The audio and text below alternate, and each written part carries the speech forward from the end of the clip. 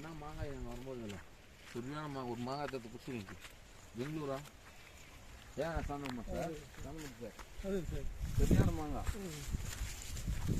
ஒரு 500 ஆடு வளர்த்துலாங்க. அந்த ஆட்டு புழக்க ஆட்டிலே அந்த வேலை செய்யணும் பண்ணுவாங்க. ஒரு ஆட்டு பார்த்துப்பாங்கண்ணே